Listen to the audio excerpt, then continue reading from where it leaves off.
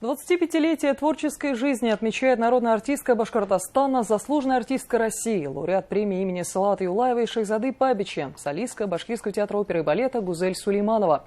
О значимых для выдающейся танцовщицы постановках и образах расскажет наш коллега, журналист Айгуль Усманова.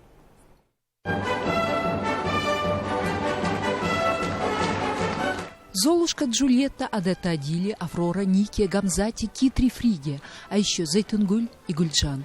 Ею исполнены, пожалуй, все главные женские партии в балетных спектаклях на уфимской сцене.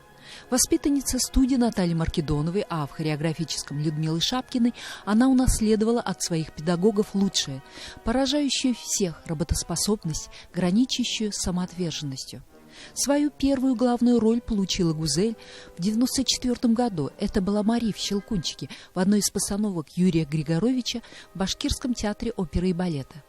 Журналист, балетный критик Нина Жиленко вспоминает, как была поражена олимпийским характером юной Сулеймановой великая Екатерина Максимова, председательствовавшая в 1995-м в экзаменационной комиссии в Уфимском хореографическом. Когда объявили Гузель Сулейманова, я содрогнулась, потому что у меня Гузель Сулейманова, Гузель Галеевна. Думаю, надо же, крошечка такая, как она не боится, как ей не страшно. Но она так здорово, так чисто, технически все исполнила. И я очень хорошо помню, что она 32 фуэте скрутила, вот буквально не сходя с одной точки. И Екатерина Максимова была очень довольна, и по классике ей поставила 5. Я о ней уже давно знал и слышал. Конечно, не был знаком, что в Башкирии, в театре, здесь есть такая прекрасная балерина, очень великая.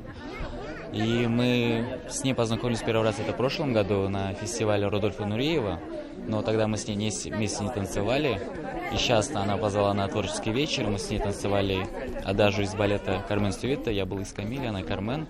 Для меня с одной репетиции танцевать с ней это было очень удовольствие хорошее и опыт большой. Мы с Гузелем начинали в 2008 году. Я приезжал на Нурийский фестиваль, и тогда мы танцевали спектакль «Дон Кихот». И с тех пор, не знаю, для меня, я когда вот нахожусь с Гузель на сцене, сразу получаю такую энергию, такого позитива, и сразу забываю обо всем, и хочется танцевать и жить на сцене. Запоминающиеся образы, полюбившиеся зрителю, яркие фрагменты спектаклей с участием ведущих солистов, желающих поздравить коллегу со знаменательной датой, а также приглашенные звезды Дину Тамазлакару из Берлинского государственного балета и Канат Тандербек, артист приморской сцены Мариинского театра. Бенефис примы проходил в лучших традициях балетных праздников. За малым исключением, сценаристом собственного творческого вечера была именинница. Мне хотелось окунуть зрителя в наш мирок, в наш потайной мирок, которого они не видят на сцене, да? Немножко заглянуть в нашу кухню. То есть я думаю, что сегодня это удалось. Мне очень помог режиссер концерта Ринат Абушахманов. Все скомпоновалось.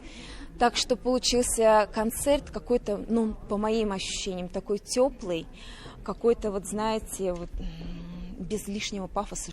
Вечер венчал монолог. Название композиции хореографа Рината Абушахманова на музыку Фанилия Ибрагимова. Как и любой монолог большого артиста, исповедь мастера, он предполагает быть односторонним, подытоживающим творческий путь. Но не в случае с Гузель Сулеймановой. Сей монолог балерины – начало нового вдохновенного пути, очередного сценического взлета. Айгуль Усманова, Дан Хамитов. Новости. Уфа.